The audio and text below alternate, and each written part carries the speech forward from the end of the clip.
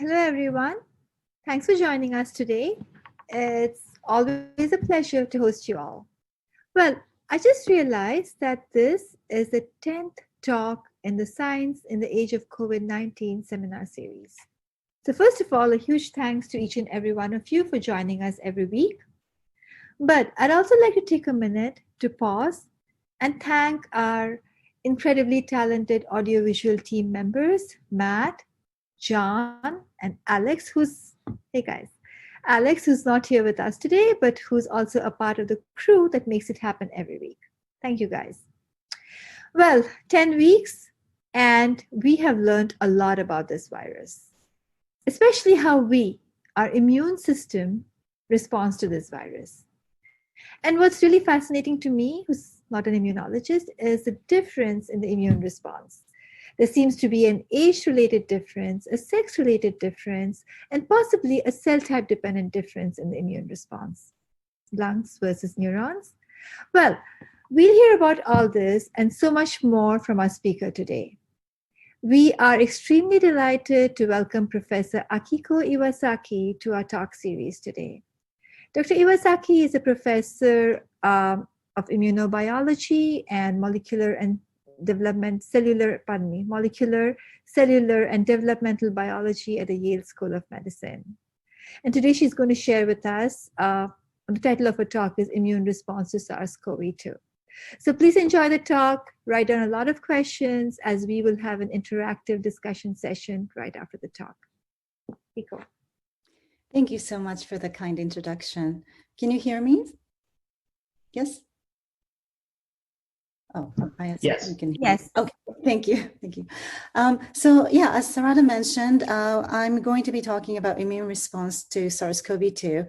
And this is really hot off the press. I've never given a talk on this collection of data that we posted on a couple of different preprint servers. They're all available online, but I'd like to really share them with you and kind of give you an update on what we're doing. So my lab has been deeply involved in research to understand immune response to COVID-19. And we've been doing real-time analysis of innate and adaptive immune response in patients that come through the Yale New Haven Hospital to ask the question of whether immune response to this virus differ between men and women, and also what are the immune features that are associated with patients who recover versus those that develop worse disease. We've also been creating mouse models of COVID-19, and today I'm going to touch on one of the models where we used human ACE2, the receptor for the virus, to investigate immune response that confer protective versus pathologic immunity.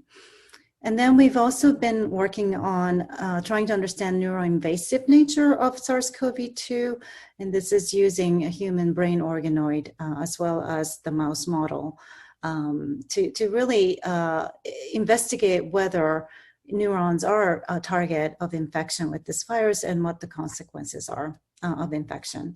And we've also been investigating sort of maternal SARS-CoV-2 infection and its fetal outcome. And we had a paper just come out demonstrating that placenta does become target of infection with this virus in rare cases, and that could lead to a severe outcome in pregnancy. So with that, I'd like to focus today on the first two topics of what my lab is working on. So first of all, the mouse model of COVID-19. So we've been developing a kind of rapidly adaptable mouse model in which we can interrogate molecular mechanism of immune resistance and also pathologic immune response. So the idea is to transduce, so the mice are not naturally susceptible to human SARS-CoV-2, because of the mismatch in the viral entry receptor. The mouse ACE2 receptor, it does not allow permissive infection of SARS-CoV-2. So we introduced the viral entry receptor human ACE2 through the use of AAV intratracheally, and then we wait for a couple of weeks for the expression of this human ACE2 to occur optimally in the lung. And then we infect these mice intranasally with SARS-CoV-2. And then we study their immune response both in the systemic as well as the respiratory environment at various days post-infection. And what we found is that the expression of human ACE2 allows the animal to replicate the virus. And here I'm showing you the viral load that you can find in the lung of these animals at various days post-infection, and compared to the control in which we just give GFP, AAV. You can certainly see orders of magnitude higher levels of virus replicating in these animals. And then if you look at the infectious viral titer, you can also see that, by day 2 post-infection, all of these animals with AAV-induced human ACE2 have replicating viral titer. That's not seen in the control animals. And rapidly, these animals also develop antibody against the spike protein. And here I'm showing you the time course of anti-spike 1 IgG antibody that develop in the serum of these animals. And within like 7 days, we see almost half maximal titer of antibody develop in these animals. So it's a very versatile mouse model to study COVID-19. And I'll show you in the next slide that we have evidence of local infection. So this is looking at 2 days versus 4 days post-infection. And SARS-CoV-2 is indicated in red signals here.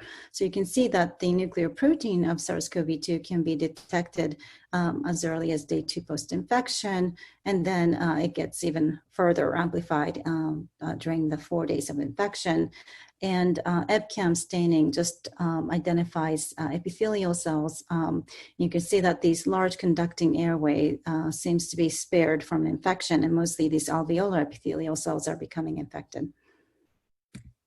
And along with the infection, we also see some peribronchial infiltration of leukocytes, and monocytes, and neutrophils that are infiltrate the lung 2 days post-infection, and they accumulate during the 4 days of observation period.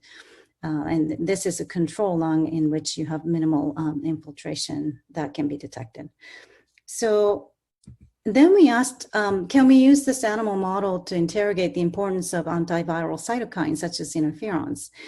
And so, as you may know, the host immune cells, or host cells in general, are equipped with a variety of different sensors that can detect viruses such as the coronavirus.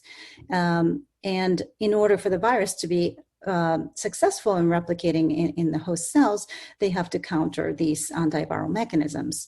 So previous research has shown that SARS-CoV-1, as well as MERS-CoV and other human coronaviruses, encode proteins that interfere specific stages of these signaling cascade downstream of these innate viral sensors. So, owing to that, the fact that the virus has a lot of evasion mechanisms, the SARS-CoV and MERS-CoV have been shown to have delayed onset of robust interferon secretion, and therefore inability of a lot of these interferon to control the virus infection because of the endogenous level of these cytokines are delayed and minimized by these viral evasion mechanisms. And so we wanted to understand the contributions of type 1 interferon signaling as well as induction. So we used mice that are deficient in the key transcription factors that drive the type 1 and type 3 interferons, the IRF3 and 7, as well as the receptor for the type 1 interferon, the IFNAR, in order to interrogate the importance of these type 1 interferon induction and signaling in viral control. So first of all, we know that interferon-stimulated genes are induced by SARS-CoV-2 infection of the wild-type animal. These are just some of the RNA sequence reads that map to interferon-stimulated genes, and these are very typical ISGs that come up in the lung of animals that have been transduced with human ACE2 and are infected with SARS-CoV. And if you look at the type of sort of ISGs that are induced, a lot of it is sort of inducible by the type 1 interferon pathway. And then many of these ISGs overlap with human ISGs that are also seen in the lung of patients that expired due to COVID-19. And many of these ISGs are also shared from the animal model to the human tissue.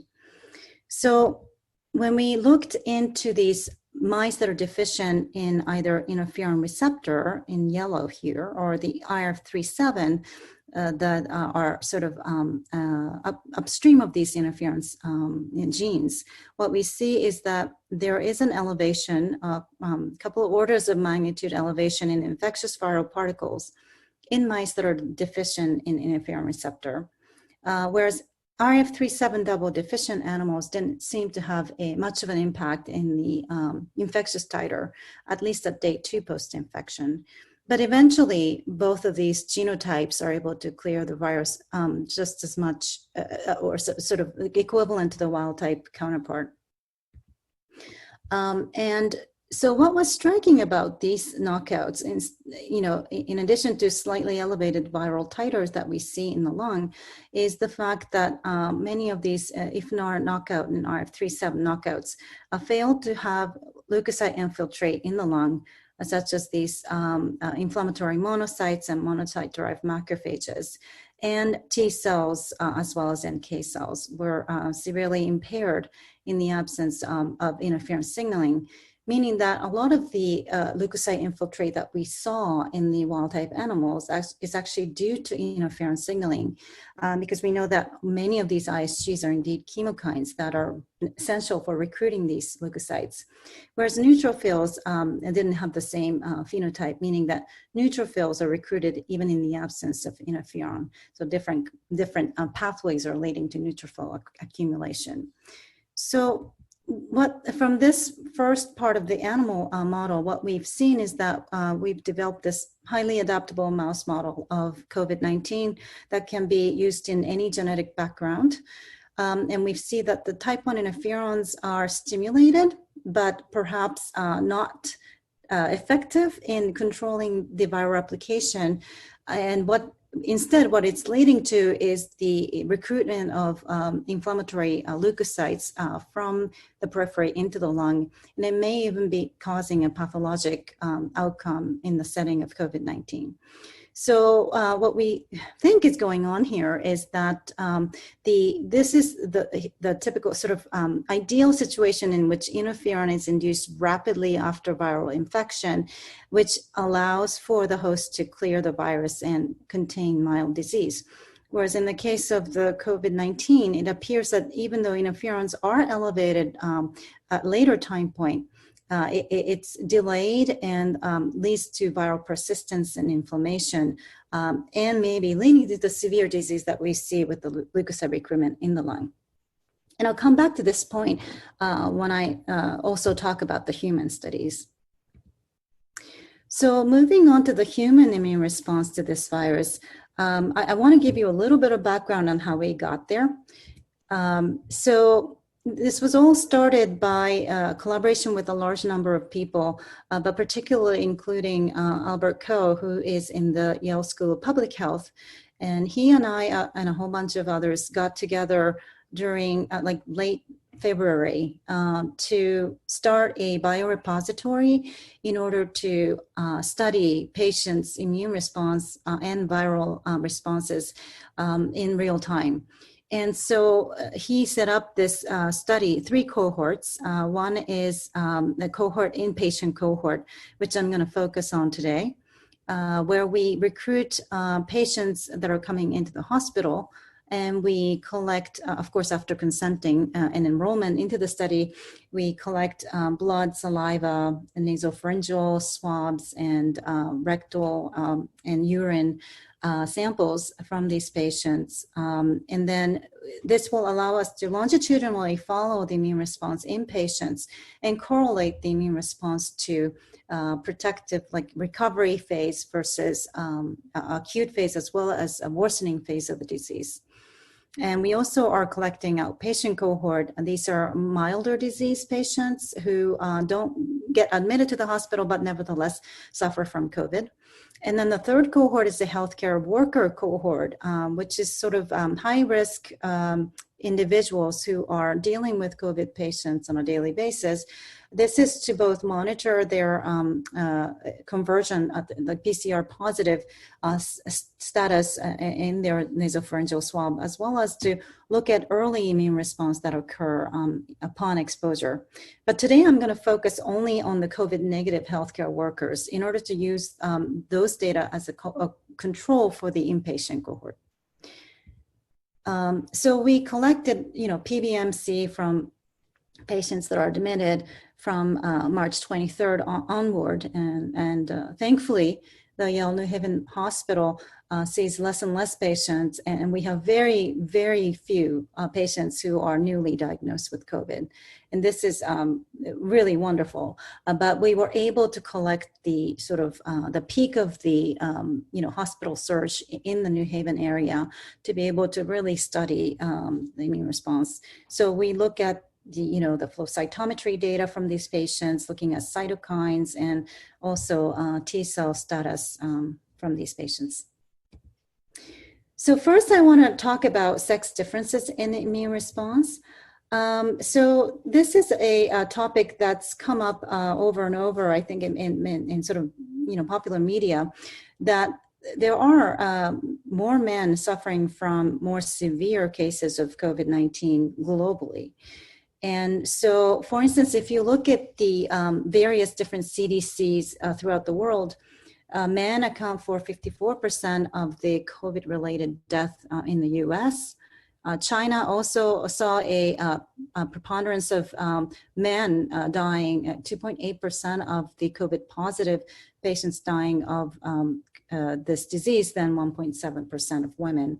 And in Wuhan hospital patients, there were, again, like a large skewing of males that were, hospitalized compared to female patients. And, there's also about 60% of hospitalized patients in Italy were male.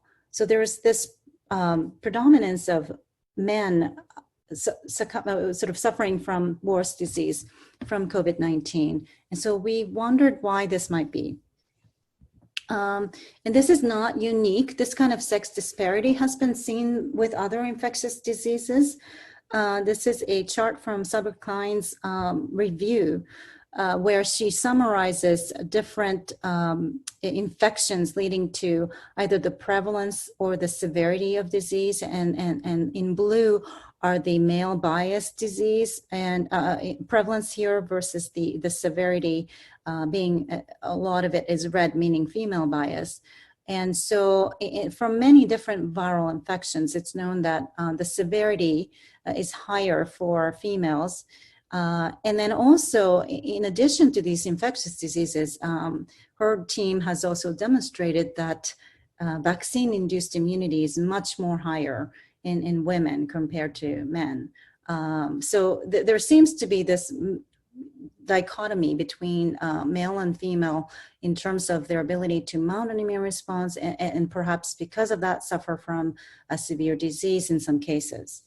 So we started to look into this issue with our cohorts that I described to you before. And we did a baseline analysis, meaning that we took patients that were from the first time point of recruitment that were not in intensive care unit and had not received immunomodulatory agents like tocilizumab, which is an IL-6 receptor antibody, or high-dose corticosteroids, because that would skew the immune response in addition to COVID-19. And then we collected these samples, and we had 39 patients in this cohort, baseline cohort. And then we also recruited healthy donors, which is a healthcare worker, care workers. And then we extended the baseline study to look at what happens overall in a larger cohort of patients, 98 patients, at all stages of disease. So this turned out to provide us a very unique sort of look into what the male and female differences might be. And so first thing we thought of is that perhaps men have more virus in their nose, and therefore they suffer from worse disease. And there is a sort of a propensity for, so the male patients here are indicated in orange and female in purple. And you can see that the mean viral load from the nasopharyngeal swab as well as saliva tend to be higher in male compared to female. But the overall, there were no, the variation was so large that there was no overall difference between the viral load in the two sexes. Similarly, we see, pretty robust anti-spike IgG and IgM response from both male and female patients. Female patients, again, had a slightly higher mean OD level for these antibodies, but again, there were no statistical difference between male and female patients. So what could be different? And this is also other things like CCL5 and CXCL10, which are chemokines that are elevated in response to coronavirus infection. And again, those were not significantly different between male patients and female patients.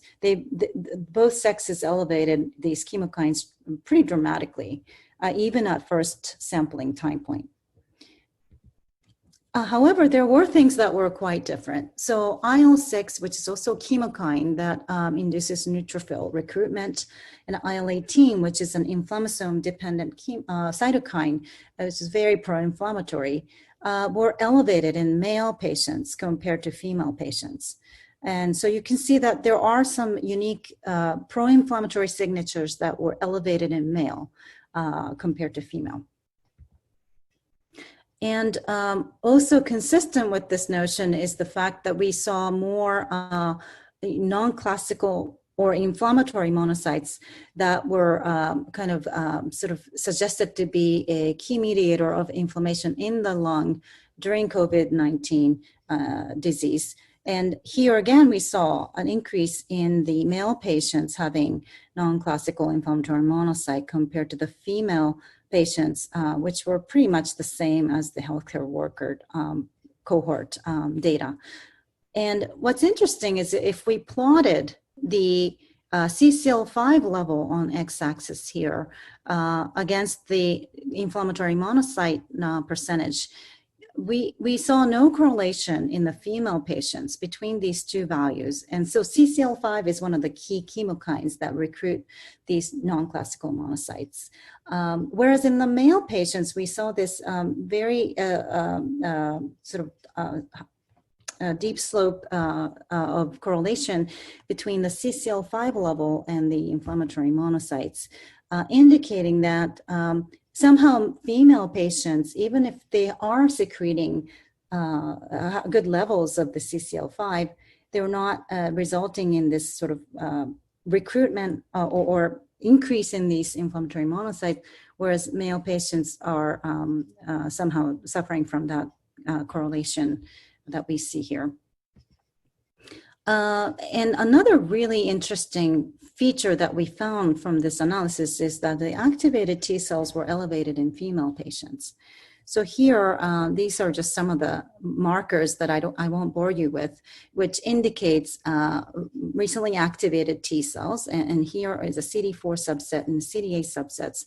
And you see again that the female patients have elevated levels of these activated T cells compared to male patients. And so on the one hand, male patients are secreting more of these pro-inflammatory cytokines and chemokines. And on the other hand, these women who are infected are have elevated T cell activation. And so can these data from the first sampling tell us anything about the future disease trajectory? And so now we expand this cohort A to a larger cohort of about 100 patients and ask this question. And what we saw is that, so the male patients who developed worse disease tended to be older compared to the milder disease, or this is basically binning the patients into those that stabilized over time versus those that deteriorated in disease. So male patients who had deteriorated disease were older compared to the mild, sort of stabilized patients, whereas no such correlation was found in the female patients. And male patients who deteriorated with disease also had higher BMI compared to those that stabilized, whereas no such correlation was quite found in the female cohort. So there seems to be this sort of age-dependent link in males that do worse with disease, whereas such link is not found in female patients. And as I mentioned before, the female patients tended to have a higher level of T-cell activation in the first sampling. And then we asked whether the T-cell activation status correlates with worse disease. And here, what we found is that in the male patients who developed very low activated T-cell response had a much worse disease deterioration compared to those that developed somewhat of a T-cell response. And again, female patients are able to develop more of these activated T-cells. And that held true for the different markers that we used to identify these types of T-cells for the male correlation, whereas such correlation was not found in the female cohort. And interferon gamma is a critical antiviral cytokine that's secreted by T cells. And again, here is a trend for men who produce lower levels of these cytokines from T cells tended to do worse with the COVID-19. And this was a really striking finding that I'm pretty excited about, because when I told you that men who do worse with disease were older compared to those who have stable disease, whereas there was no correlation like that in women. And when we plotted age against the T cell activation phenotype or the cytokine secretion from T cells, what we found was that men declined with age their ability to stimulate these T cells. And you can see that there's a decline in the curve for male patients as they age, whereas no such decline was seen in the female patients. So even though it's just looking at these a couple of parameters with T cell activation markers and cytokines, there was this sort of correlation with women having aged much better in terms of their ability to stimulate T cell activation. So from this sex difference study, what we've learned is that men develop more inflammatory cytokine response than women at baseline, whereas women develop better T cell activation. And men who developed less T cell activation had worse disease outcome. And women who developed more pro-inflammatory cytokines also had worse disease trajectory. And so at the end, I told you that women tend to age better with respect to their T cell immunity than men. And so that may correlate with the sex-dependent differences in how men and women cope with this disease. And this also informs our future kind of treatment strategies. So in order to help men fight off this disease, we may have to help them stimulate T cell immunity. Whereas women who suffer from this disease may benefit more from anti-inflammatory treatment. Anyway, this has to be expanded to a larger cohort to really say that holds true across the different institutions. But this is so far what we found from the Yale cohort. So in the final section, I'd like to touch upon a longitudinal immunological analysis of the patients from Yale New Haven Hospital that allowed us another insight into immune response against this virus. And so here, unlike that baseline study I just told you about for the sex differences, what we've done is to look at all the patients that were enrolled, as well as these uninfected healthcare workers. And then we divide them into different clinical scores, regardless of when they come in to the hospital. And so, you know, obviously at the bottom of the pyramid is the uninfected healthcare workers who are negative. So these are our control. But clinical score 1 refers to patients who are hospitalized but haven't been treated with supplemental oxygen. And then we divide the patients into those that require low-level supplement, moderate level, and ICU, and then within ICU, the mechanical ventilators, and eventually death. So we were able to look at all these different patients that came through to try to understand immune responses that correlated with moderate disease versus severe diseases. So with this, I just want to give you one immunological introductory slide just to kind of remind people that there are different types of immune responses are engaged to counter different types of pathogens. So these are all dictated by the interaction between the antigen-presenting cell, the dendritic cells, and the naive T cells. Depending on what kind of cytokines and signals the dendritic cell uses to educate the naive T cells turn into a whole variety of subsets. And I don't want to bore you with all the different subsets, but just suffice to say here that there are very unique cytokines that are secreted by the lymphocyte subset that is particularly helpful for inducing different effector functions, such as the T follicular helper cells that help B cells. And these are really important for generating great neutralizing antibodies and so on. Whereas the type 2 immunity is really intended for anti-parasite response. And these are characterized by IL-4, 5, and 13. Type 1 immune response, which is really critical to fight antiviral viruses as well as the intracellular bacteria, require interferon gamma, IL-2, and other things. And this Th17, or what I'm going to call type 3 immune response, is really great for antifungal response because it elicits neutrophil activation, phagocytosis of these fungi, and then clearance. And then there was this regulatory T cell activation, which is important for dampening immune response ultimately. So the reason I flashed this slide is just to demonstrate that there are effector mechanisms that are suited for a certain kind of pathogens. But, you know, if you trigger a anti-parasite immune response against the virus, that's maladaptive.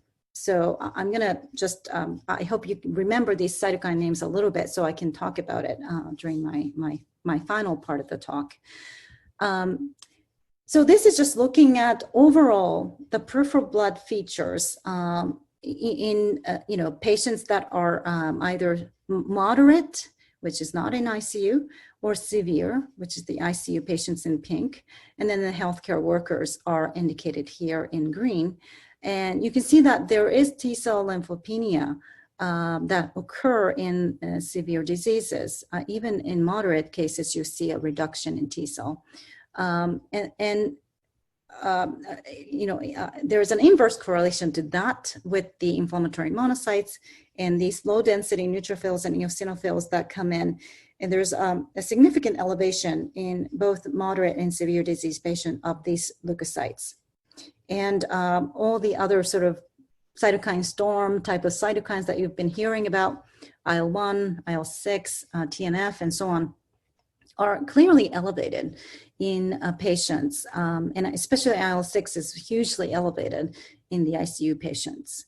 And also these interferons that are antiviral that I discussed earlier are elevated in severe cases, and many other cytokines.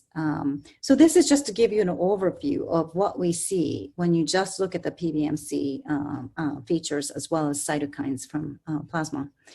And so this is a critical question: why some people develop this prolonged and severe disease while others, have moderate disease. And so we follow these patients over time. This is days since symptom onset. And we're looking at nasopharyngeal viral load on the y-axis. And what we see is that even though that the viral load between these severe and moderate patients didn't differ at the given time point, the trajectory differed in that the severe patients were unable to clear the virus load, whereas the moderate patients eventually started to clear their viral load after about 20 days post-symptom onset. So this means that, part of the reason why patients can't do better from this disease might have to do with their inability to control viral load, at least in the respiratory tract and maybe elsewhere. And this is a kind of a sad picture for me, because I thought that these antiviral cytokines, such as interferon alpha and gamma, would be able to control the viral load. But instead, it's the viral load that's driving these cytokines. As you can see, there is a nice correlation between the viral load and the interferons that are supposed to control the virus. So it's very similar to what I told you in the beginning from the mouse model, that these viral loads seem to be driving these antiviral cytokines with inability for these cytokines to really actually control the virus. And similarly, you'll see some of the sort of cytokine storm players like TNF alpha and TRAIL being also consistently upregulated by the viral load.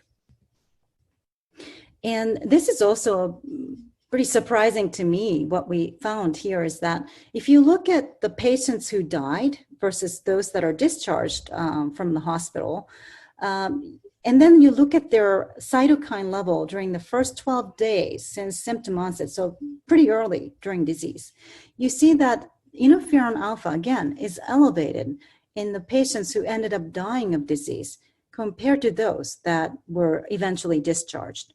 And there's a slight similar trend for TNF and other cytokines, but IL-1 receptor antagonist is also quite significant, IL-6. So this indicated to us that having this robust level of cytokine early on is actually counterproductive, and that these patients are suffering and dying from infection when they did induce such high levels. And there's also not only just the level of cytokine, but there's a misfiring that occurs in severe COVID cases. So as you remember, a few slides ago, I told you about the different types of immune effector functions that are ideal for antiviral response. So type 1 immunity is usually great for antiviral response. And again, so if you look at the blue lines here, these are the moderate patients. And the pink lines here indicate the linear regression for severe cases. And these keep going up and up in patients that are having severe infection compared to moderate infection over the time course that we've examined. And similarly, the strange things happen, like IgE response, which is really maladaptive for viral response, become elevated and keep going up in patients who have severe disease, and eosinophils, who are completely unrelated to antiviral function, are becoming elevated, and so on. So there's this sort of misfiring of all kinds of cytokines and effector functions that happen, even for the antifungal group here. So it's sort of looking from above, you see that this severe disease is driven by early cytokine response, inability to clear the virus, and all kinds of effectors being engaged and targeted in these patients. So we asked the computer to tell us what's going on using unsupervised clustering to really bin these patients into different categories that are closely related to each other. And what we saw is that there are three kinds of clusters patients that emerged from this unsupervised analysis. And that is basically characterized by 4 different immunological gene features. And what I want to draw your attention to is that cluster 1, which I'll tell you, these are the patients that do well, have a enrichment in the genes that are related to tissue repair growth factors, such as those that are indicated here, PDGF and EGF and so on, that are probably important for repairing the damage in the lung.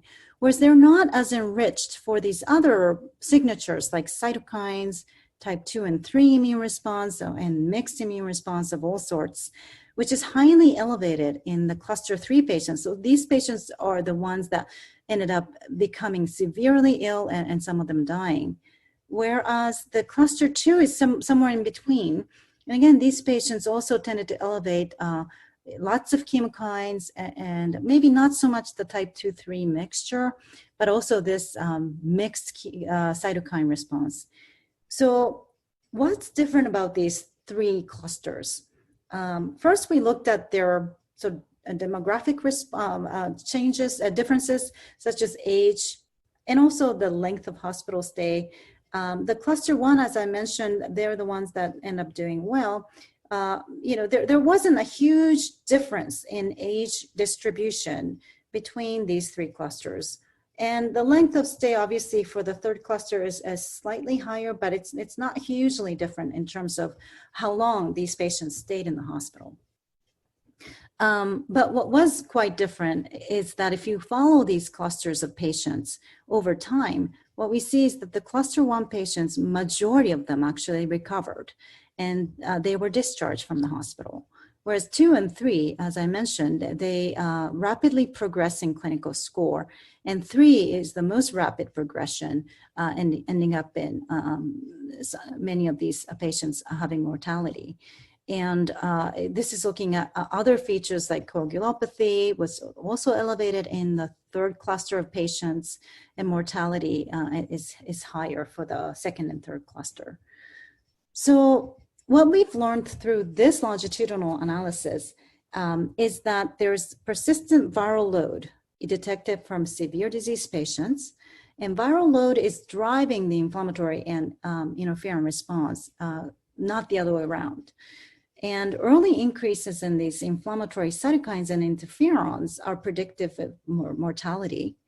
And 4 signatures of genes can distinguish patients into those that recover and those who progress rapidly towards disease. And in patients who develop worse disease, there are these misfiring of cytokines that belong to these 3 different kinds of effector functions that become elevated and doesn't get suppressed over time. So it's clearly not intended for an antiviral immune effector mechanism. And how that's being mediated, it's a really a big question for the future to address. So I just want to end by thanking the amazing members of my laboratory who worked tirelessly to not only tackle these research questions, but they were every day working to collect the samples for the biorepository for everyone else to use, as well as testing the nasopharyngeal and saliva samples from patients and healthcare workers in order to kind of provide a better public health control in our community. And of course, I also want to thank the team, the Impact Yale team that originally started this biorepository that enabled us to do this research. Some of them are listed here. And of course, the funding agency that allowed us to do this. And I want to end by just sort of thanking my amazing lab members who, as I mentioned, working tirelessly to serve the community as well as to do research on COVID. And, although we've done everything on Zoom, it's been kind of remarkable to see how rapidly and how efficiently people were able to tackle these sort of immunological issues related to COVID-19. And while caring for children and others, family members without any kind of childcare, most of us, it's just remarkable. And I really want to acknowledge their contributions here. And I didn't even get a chance to talk about all the projects, but I just wanted to thank everyone here and thank you for listening. Thanks, Akiko. Very elegant pieces of studies, and thank you for sharing your findings with us. And a big shout out to your lab members as well for, as you point, for their contribution. Without further ado, we will go right into the Q&A discussion session. This will again be interactive, so please raise your hand if you have a question, and we will turn your audio on so you can talk to Akiko. Darcy, could you please raise your hand? Or Kathy?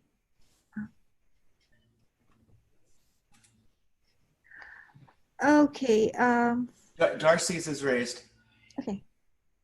Could you allow her? Okay, I'm going to scroll up. Oh. It's participants, attendees. Click on the right. Darcy, I think you're... Go ahead, please. So were you powered to look at any effect of hormones in your older women? Did you have big enough N to know if your HRT female participants did better than non-replaced participants? Really great question, Darcy.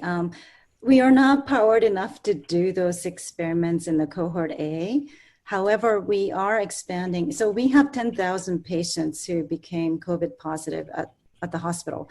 So what I told you about is a small subfraction of that, but we should be able to now go back into the clinical database to really mine those, hormone replacement therapy as well as age group.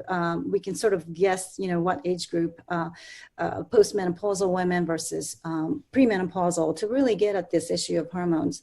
What I want to kind of reiterate is the fact that women who are in their 70s and 80s and even 90s, they still were able to develop pretty robust T cell activation.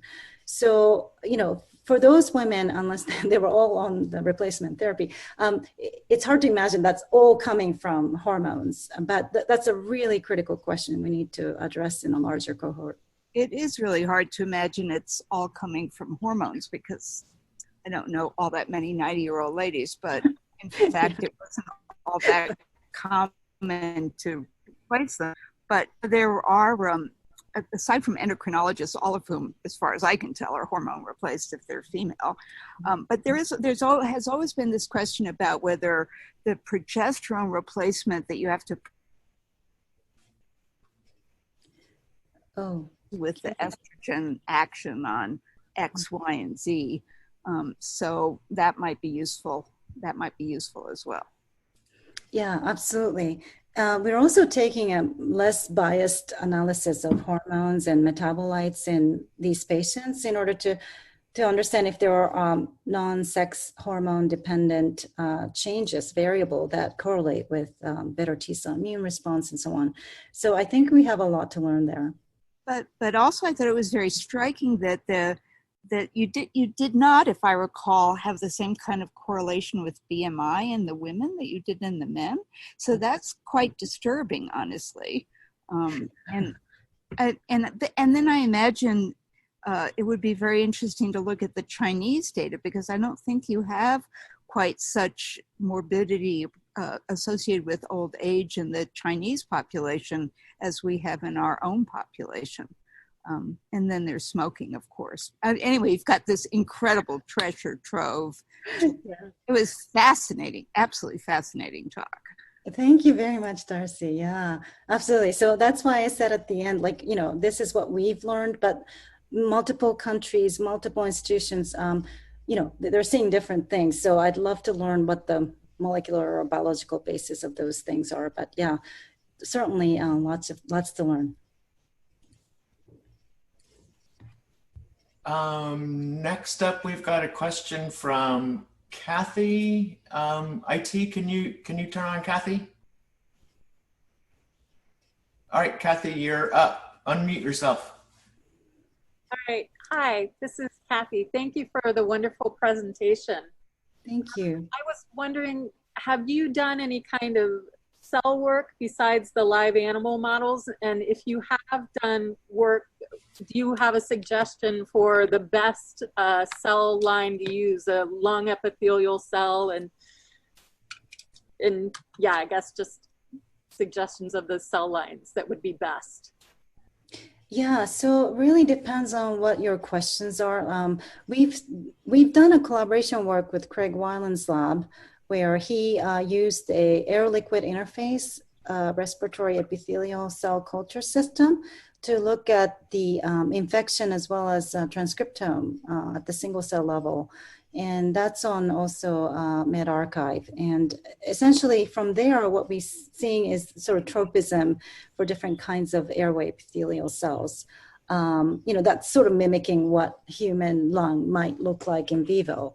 There's also the sort of autopsy type of analysis that's done. But in terms of cell line, if you just want to look at immune stimulation, signaling through RIG-I or, this kind of issue, I think you can use epithelial cell line, but a lot of the sort of biology is lost when you use a cell line. So I think you have to kind of, weigh your importance of the question to using cell line versus some of these air liquid culture system. Right. Thank you very much. Thank you, Kathy. All right, Charles, can you please raise your hand? Okay, unmute yourself. Okay, you're up. Charles? Okay, I'll go ahead and ask Charles this question for him. Okay. What's the role of blood group? We've seen a lot of reports about, the O antigen and A. Do you think those are powered enough? And what do you guys see in your studies?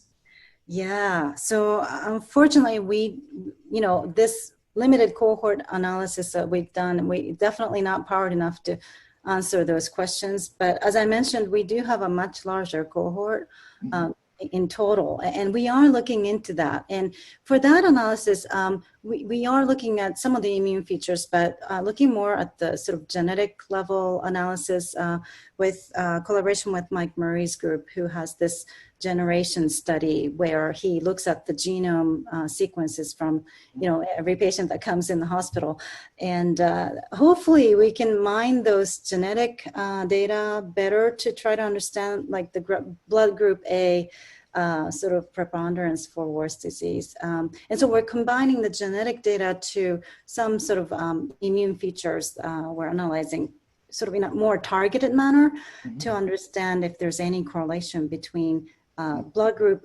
antigen and antibody response to those might really correlate with disease outcome.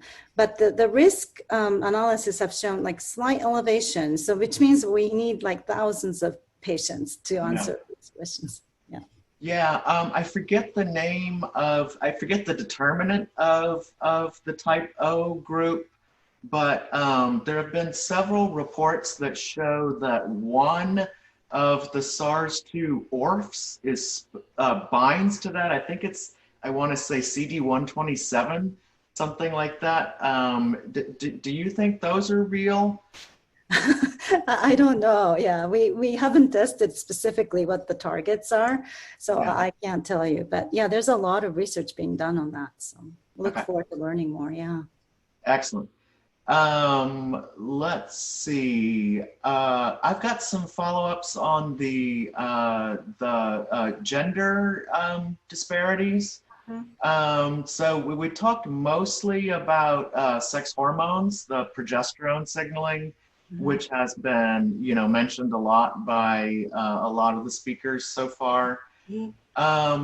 As you know, the human X chromosome has more immune-related genes than any other.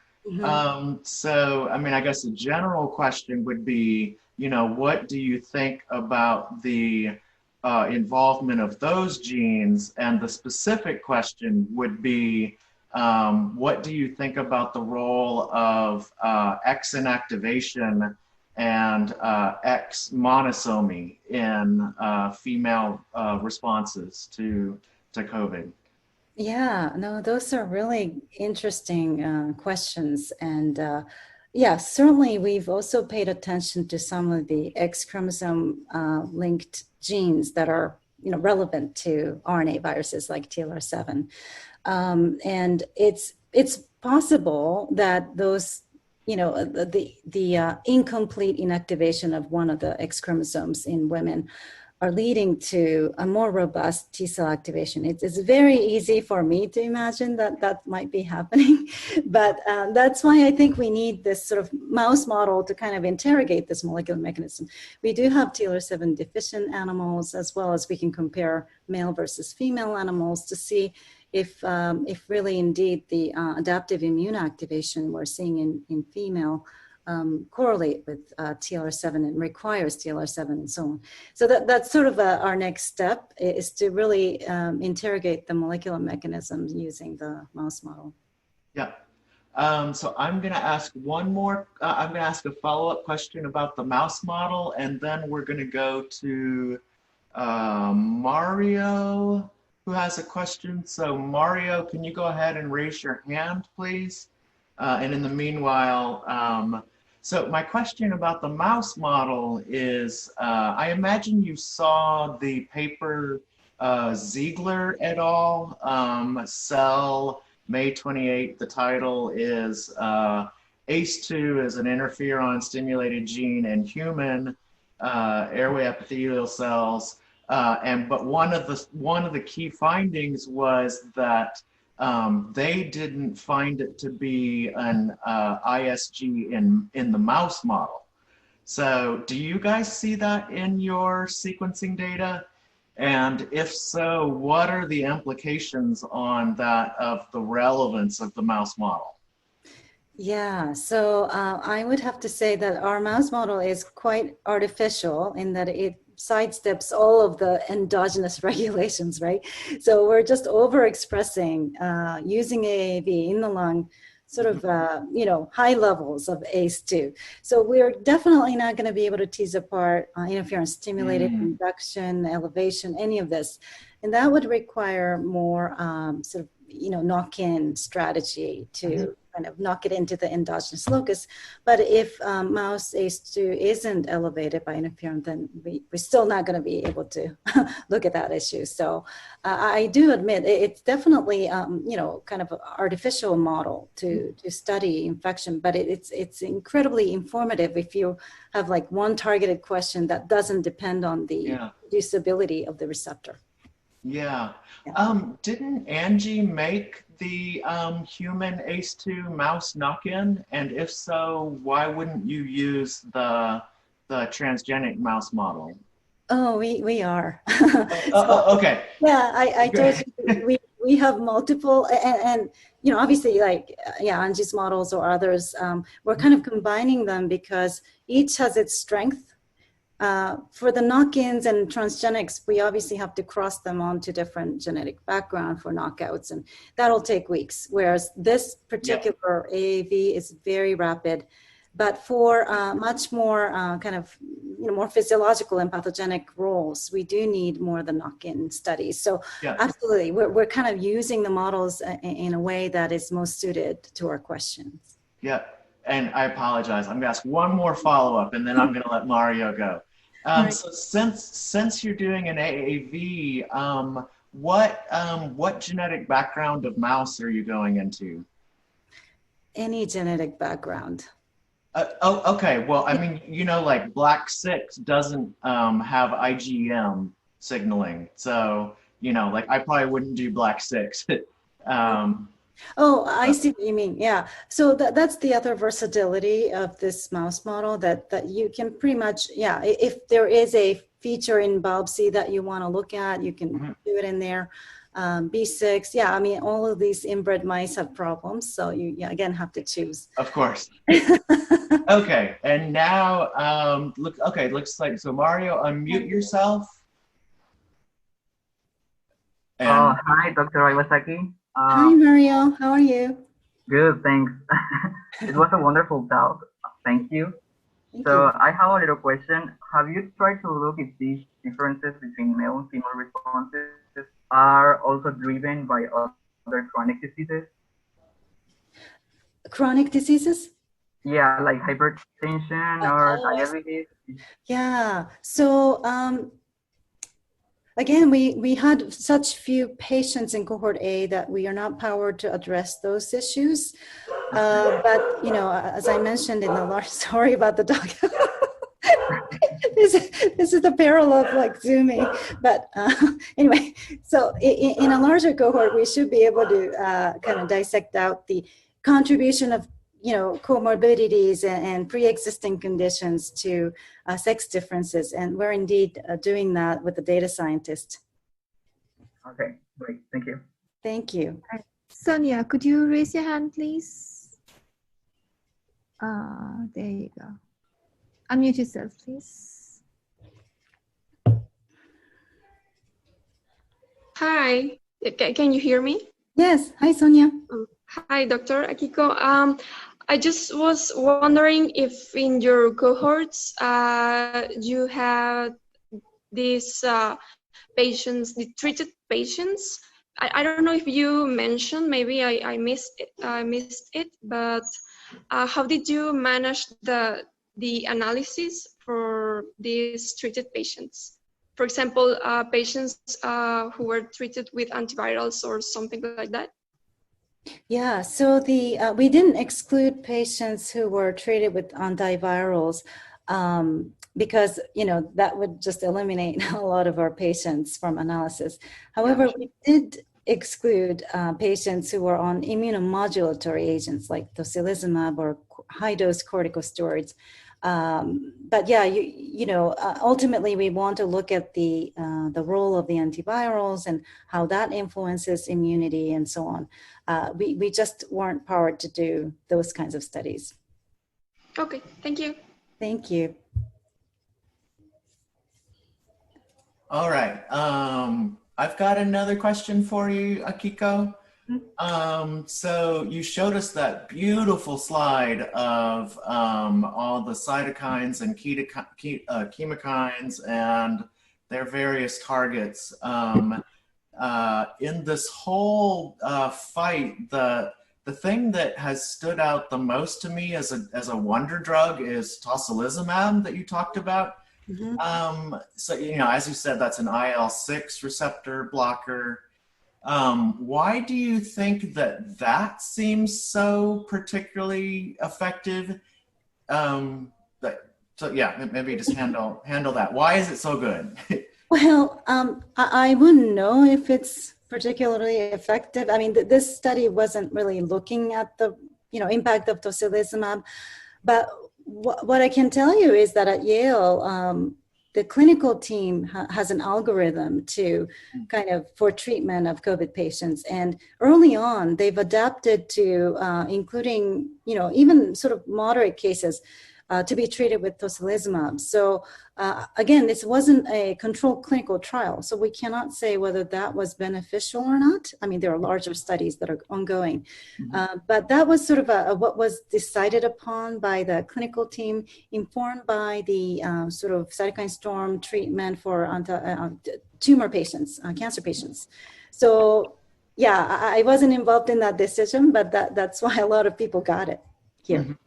Yeah, no, I mean, I've just seen other studies of drug repurposing, and invariably that one floats, you know, that's always in like the top 3. Mm-hmm. And I didn't know if that was, you know, something special about IL-6, so the signaling pathway itself, or it might be, you know, more boring explanations like, you know, that antibody has better biodistribution than the other ones and higher affinity or something. So I didn't know, you know, if we should interpret this as, oh, IL-6 is the thing that you need to shut down, or that it's, you know, might just be something more random, that's just a really good drug. I don't know. As again, like without the efficacy data, it's hard to tell, but I feel like it's the more boring answer because, you know, if I had to pick an antibody, I would have picked something else. So, you know.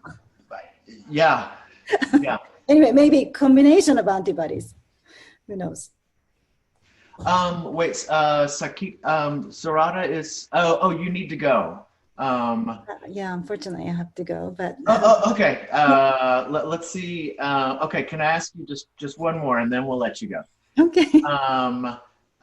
So it seemed like turning on IL-12 would be really great. Do you know, are people trying to intervene early with IL-12? I haven't heard of that particular strategy. I know people are injecting other growth factors like GM-CSF and several others, but I haven't heard of IL-12. There may be some toxicities associated with it. I'm not sure. I'm sure that, yeah, I mean, it's just the least of the two evils. Yeah, lesser of two evils. Right. Yeah. Okay. Right, Akiko, I think having an expert around like you and such an interesting topic, we could go on forever. But I think we should probably let you go now. Sorry. Okay, thank you so much for having me, and great to see you. Yeah, that was fantastic. Okay. Okay. All right. Bye-bye. Take care. Bye-bye.